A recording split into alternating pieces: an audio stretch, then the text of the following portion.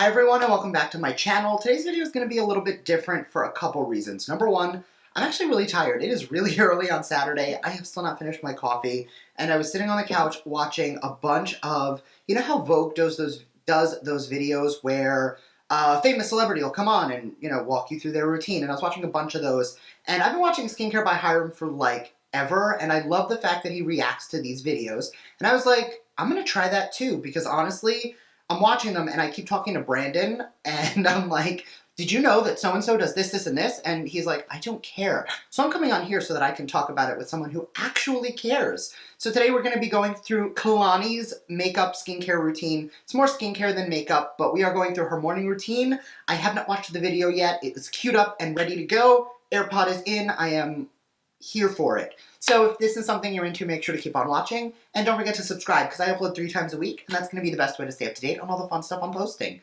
So if you want to hang out with me while we openly criticize a famous celebrity with millions and millions of followers who's going to come for me if I say anything hateful, stay tuned.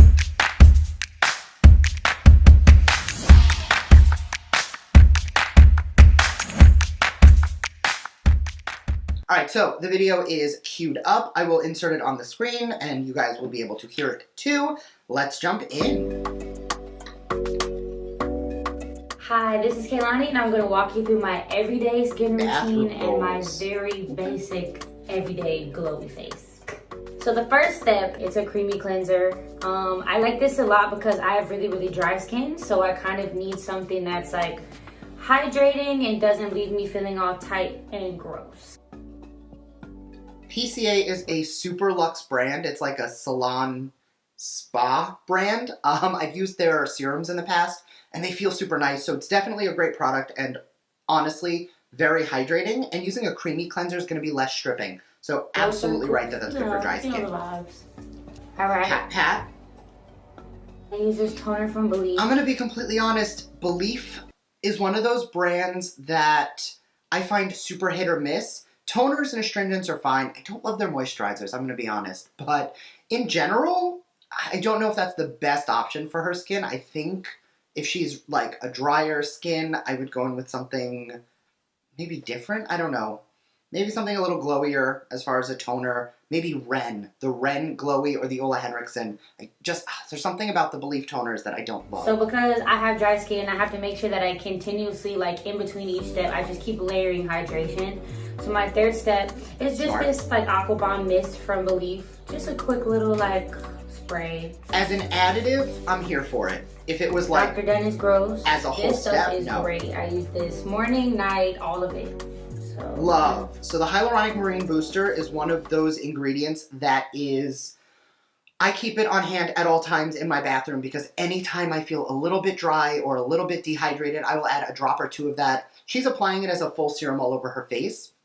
I actually use it more as an additive, so I'll mix a drop into other things if I want to boost the hydration. But again, my skin is not dry. I'm more on the combo side. Combo leaning oily, but amazing product. I'm gonna lock all that in with an essence, and mine is a snail mucin essence. I know that probably sounds funny. This is like Snail a major mucin key in is Korean skincare. I don't know how to pronounce that brand, but I just call it the snail stuff.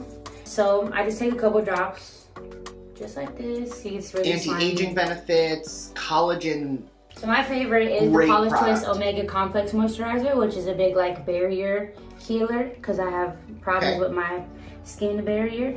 And then I take my Bio Essence Vitamin C like rose oil. So I'm gonna take like 3 little droplets of that and put it in my moisturizer because I'm super dry.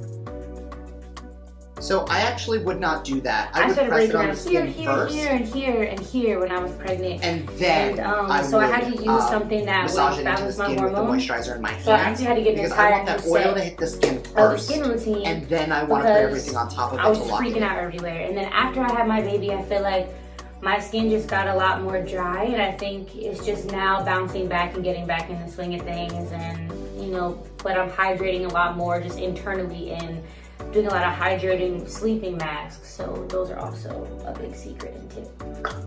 That's going to be something that actually a lot of people realize, that after having a baby or even during being pregnant, the hormones will change your skin's chemistry. So you can very easily find yourself to be super stripped of moisture. I keep touching my face. I'm sorry. I need to not do that.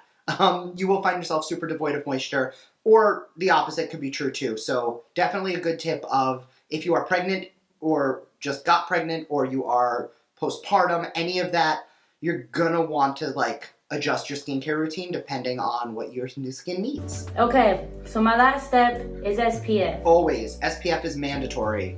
Okay, that's it for my skincare. Okay. So I'm gonna walk you through a really basic makeup face with like a little bit of like an orange sunsetty kind of eye.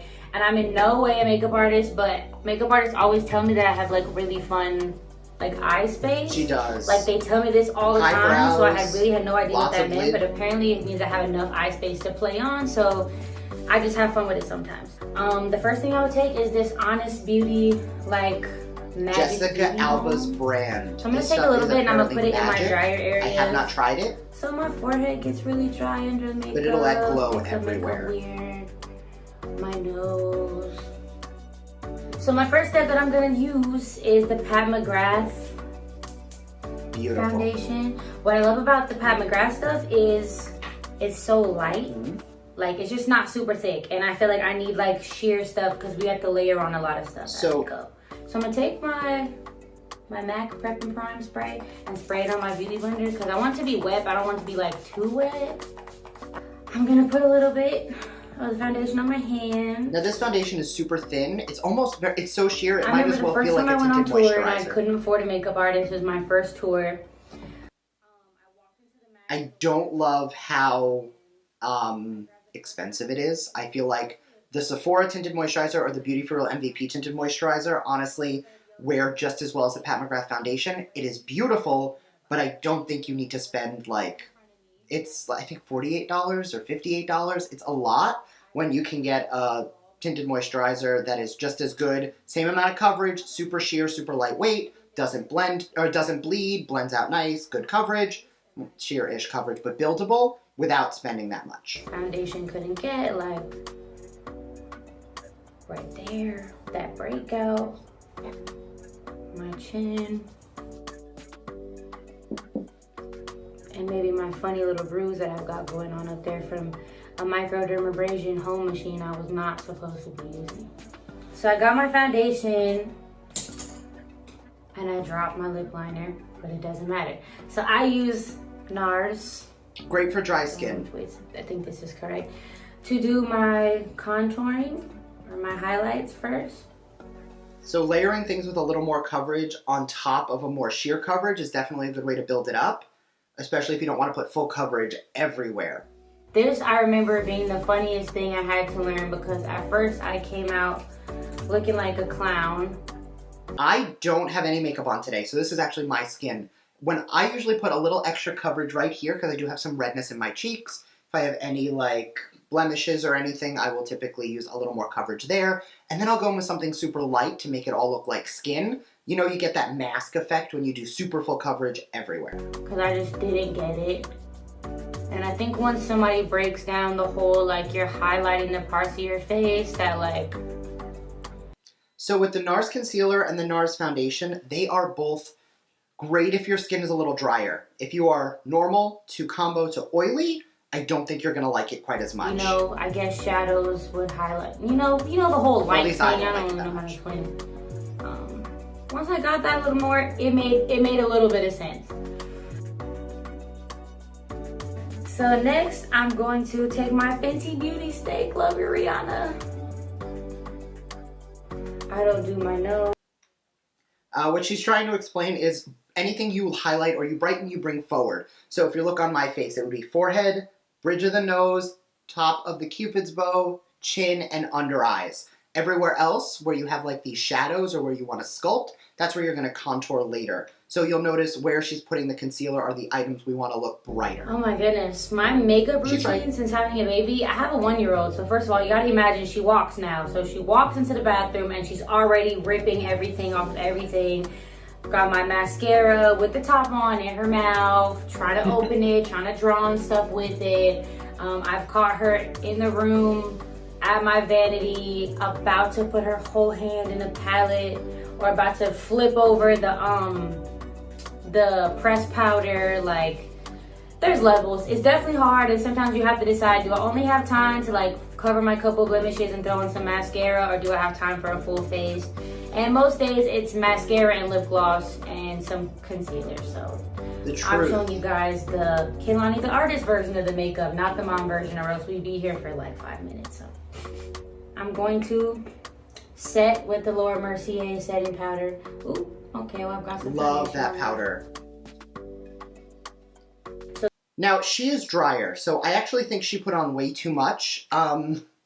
With a pressed powder or a loose powder, if you're drier, you want to really be careful with how much powder you're using. I'm oily and I don't even bake powder like that anymore. I will take my brush, put a light in, and then just lightly brush to tap it in, set it down, that's it. She is like doing a full-on bake right now, which if you want your makeup to last really, really long, it's definitely a technique you can use. What I prefer to do is I will lightly dust the powder, grab a beauty sponge and spray it with a little setting spray, and then press that over the powder. And what that's going to do is press it into the skin and lock it in a little bit better, especially if you are drier. I know if you guys have been watching me for a while, my techniques definitely are always evolving and always change. If you were to look at a video 2 years ago, I will bake my face. I'll put powder everywhere and let it sit there for like 10 minutes.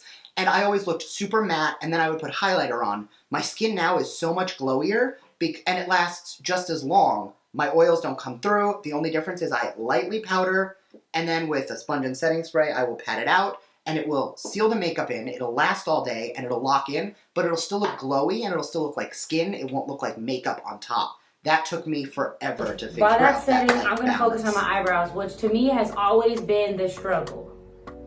First of all, we're in quarantine, so my eyebrows haven't been done in centuries, so I'm showing you the struggle eyebrow. So first, I'm going to take my 24-hour brow setter from Benefit. I stopped wearing lash extensions like well before the quarantine. I just wasn't into like looking very like a stray cat. That's what we call it in the house, is we look like little stray kids. So she still hasn't done her eyeshadow yet. I usually will take, if you're using a clear brow gel or like the brow setter, after I powder my face, after I do my eyeshadow, I will use the brow last, because that's actually going to either pull down any powder that gets in your brows, because there's nothing worse than spending the time to get everything ready and doing your makeup, and then you notice you have like this ashy, gray, whatever in your brows because of the powder that gets stuck in the hair. So taking that like clear brow gel at the very end just to lock everything in is really going to help to make sure that you don't have like ashy powder brows. But I just wasn't into just the freak out craziness it looks when you only have like 4 eyelashes on your eye. So I'm just gonna do my real lashes, which I've been taking really good care of and using castor oil for. And just curl them. Castor oil is a great tip if you are looking to grow your lashes but you can't necessarily afford like a lash growing serum. I use Grande Lash because personally the serum is so good, but you definitely have options. Castor oil is going to be a great natural, easy way. Not quite as potent as if you were to use one of those serums, but definitely a little bit more natural and honestly works well. What I feel like works for me is layering mascaras. I don't know if that sounds funny, but to me they do different things. I layer mascara too. Like the Lancome Doll Lashes mascara. I prefer the Lancome Mercier Big. I don't use these in any particular order. I just, now that's the opposite for me. I am very specific about the order by which I do the outer my mascara. I have to use the volumizing one first and then separate it with the lengthening. I think that the face people make when they're doing their mascara. She's got great lashes though. Does anybody else feel like their lashes on one side is shorter than the other side? Go big or go home from Kat Von D. This is my good lash. This I feel like always makes them like really. So this Kat Von D mascara, a little story time. I did a video a very long time ago when they first launched it, reviewing it, and it was around the time of the Kat Von D Jeffree Star nonsense where, they hated each other. They probably still do. I don't know. I don't care. But in that video, I was like, you know what? I don't care about the drama. I'm going to use products I like. So we're going to test the Kat Von D mascara. And just to make it fair, I'm going to use the Jeffree Star Blue Blood palette. I'm going to use the two together in the same video because I'm showing you that I don't care one or the other. And I Googled myself, as one does, and I actually found my name in a Reddit thread where they were talking about people on YouTube who still use Kat Von D. It was around the time everyone was like, cancel, cancel, cancel.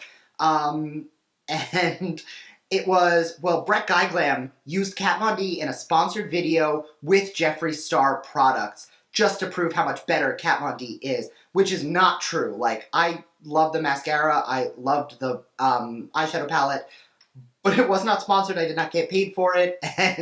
But the fact that in a Reddit thread, people were talking about how I did a sponsored video by Kat Von D featuring a Jeffree Star product. It was just, I was so amused. And keep in mind, this was like 7,000 or 8,000 subscribers ago. Like, I was tiny, tiny. Not that I'm really that large now, but it was so funny that people took it that seriously that they thought I was getting paid for that. You know. Like, the pigment makes it really dark and thick. So I'm gonna wipe this off before it gets too powdery on my face. I'm gonna do some bottom lash. Okay. See, I would have left it on for much less anyway. But you can see it look like I have eyeliner on now.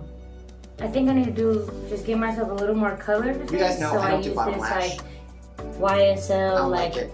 I'll go super smoky with shadow. I don't love bottom lash mascara. I'll just do this a little bit.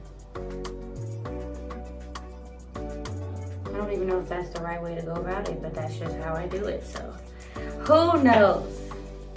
And I take one of these.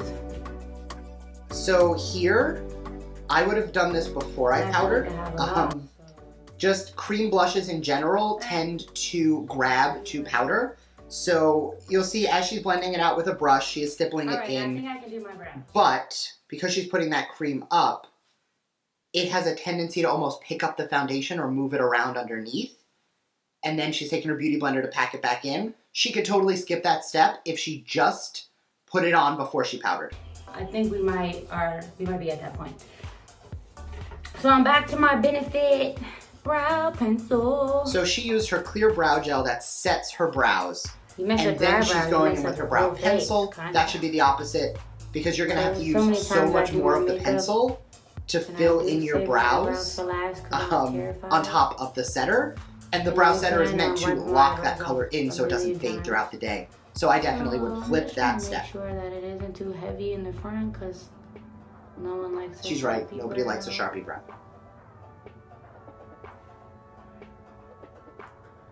We'll see. You don't know until they're done. Now I just gotta like clean these things up. I know they probably look a little harsh right now, but wait till it all comes together. Concealer is a great way to like perfect your brows, make sure they look perfect. I am cleaning up my eyebrows. You guys know I don't love doing that. I would rather just go with a lighter brow to begin with. Just because I think concealing your brow, I feel like that made the world it pulls a little too much focus in the brows for me. But I feel like I can tell. So, shout out Super Scent. Black women owned, black women created makeup brand. So this is part of hers called the Crayon Case. And right now we're going to be using these two colors to kind of create this sunset thing that I'm recreating. So I also am using like a lot of her brushes. Not this one, this is a MAC brush. So I'm going to take the orange because it's darker. I'm going to try not to get it all over the rest of my face. To me, it already looks pretty cool. It does.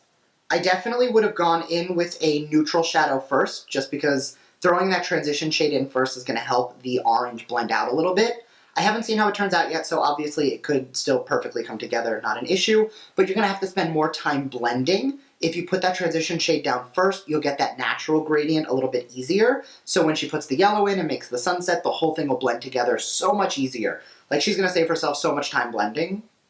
But we're going to get a slightly smaller brush, this from her brand, and I'm going to go into the yellow and go into my inner eye in the middle to kind of do this like sunset-y type of thing. I know most people might like probably use an eyebrow primer so it can show up more. So what I think she could have done here that would have made it easier, because you'll notice she is taking a, let me grab a clean one because I'm about to put eyeshadow on. No. She's taking this kind of a brush and she is swiping the color on.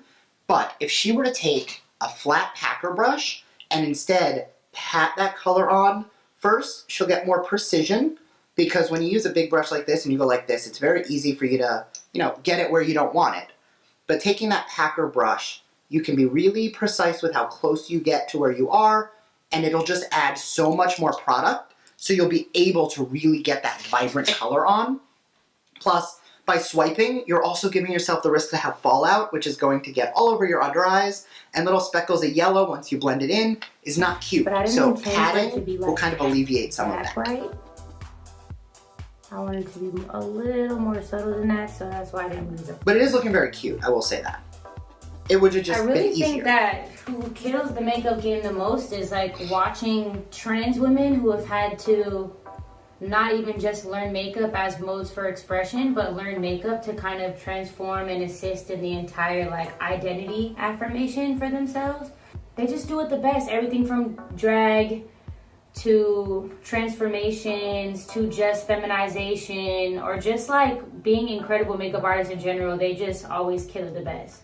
I recently These got are the things we should be telling our children. Whatever this says. Bling Queen highlighter. I'm only going to use a little bit, but I like that it's liquid because to me it just like hits the sun in a different way. So liquid does hit in the sun, I'm only going to use a little but bit, it will accentuate texture, and again, I would have put it under the powder. A good liquid highlighter, even under powder, will still be vibrant. Gold ass, whatever this. This Gilded Laura Mercier highlighter, but I called it the gold ass. Is beautiful. Like that is going to be it definitely has blinding. One of these, and just. There we go. And I'm gonna take a bath in a good highlighter. Can't forget the inner corner and the brow bone. What I'm about to show you is the secret to my life. If I could marry this compact, I probably would. So I'm just gonna take this brush, just take a little bit. You see the difference already? I don't know if you could tell, but I feel like I can see the difference. This is my third of this product, and I've already hit pan. This is the Charlotte Tilbury Airbrushed Flawless Finishing Powder. Smooths, blends, blurs. I will do my whole face, look at it, and be like, something's missing. Like, I'll catch my reflection and be like, I feel like I gotta do something else. I will take this and just lightly dust it everywhere, and I will be so happy everything will look perfect, and it'll suddenly, like, transform the whole vibe. Amazing. So just, like, little minor areas, like your laugh lines, or... This will set and perfect anything. It has like a silk fiber in it, which blurs as well. I'm pretty sure great for pores. All I have left to do is to spray my face. So I'm just gonna set it. And I feel like this spray just makes it look like you've had makeup on all day versus just applied it.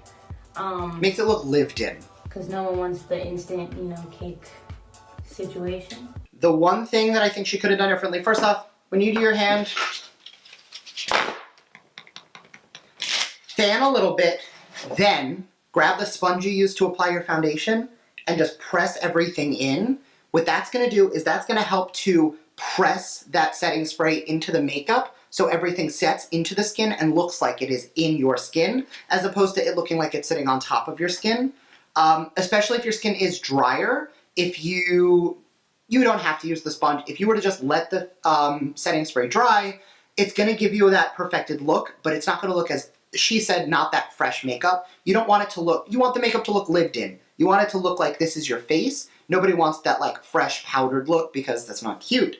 So she's absolutely right, but all she needed to do was to grab her sponge and just pat around the face and it would have been even better. And then I'm going to take my Urban Decay All-Nighter setting spray. Layer your setting sprays, absolutely.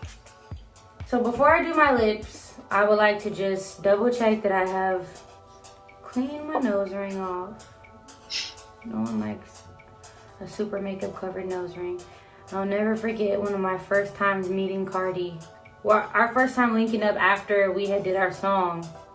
We was at a music festival. We was at the American Music Awards. Wherever I performed with Eminem.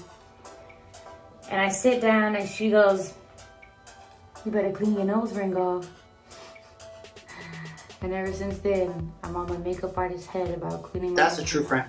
Now, besides that, I also need to clean my tattoos off because I'm not trying to cover them up. I'm very, very proud of my tattoos. I got this tattoo in Germany. To me, my tattoo kind of reminds me, you know when you throw a paper airplane and it doesn't just go straight down. It kind of floats and goes down. It reminds me to, you know, on the way down, just float it out. Don't just allow yourself to just shoot straight down. It's cool to just do this on the way down. I have other face tats. These dots that I got done matching with a friend of mine. Sometimes it leaves like a funny hole in my makeup, but okay, it's fine, I'll live. Everybody knows I love lip gloss. I don't go nowhere without lip gloss, like ever in a trillion zillion years. So first I'm gonna take lip liner. I use various shades of MAC liner, depending on how dark I wanna go this. I already did an eye, so I don't wanna go like too intense, super cholat out, but. Smart. Neutral lip, bold eye. The eye or the lip should both. I might overline the top lip a little bit. But I try not to. It's usually by total accident because I can never get a straight line. Just how I don't know if you guys noticed that I definitely got concealer in my eyebrow, but I'm just not good with the straight lines. And I'll go in a little bit in the corners and around it. It kind of creates this like 90s like ombre 90s vibes type of situation. And then I just have any type of clear gloss. I really like this rosehip oil clear gloss. It's super hydrating. So, and I get, just like the rest of my face, my lips get really dry. So not the gloss I would have chosen. From a color standpoint, it does look good, but because it's an oil-based gloss, it is gonna break down the lip liner. And the whole point of putting on a lip liner is that it lasts longer. So, you know, you grab your favorite lip liner, you line your lips, then you go in with a gloss that is not oil-based. It can have oil in it, but if it's oil-based, it's gonna break down your liner. As you guys know, glosses are not really designed to be long-wearing, so you're gonna be reapplying them all day anyway, but you wanna at least make sure that the liner underneath is gonna stay. When you use a gloss like this, your liner is going to just start moving and transferring and disappearing. You can use dollar store lip gloss, you can use beauty supply lip gloss, who cares? But she looks cute. All right. That's a vibe. That is my face for the day. Let's see. Hope you like it. Hope you try it.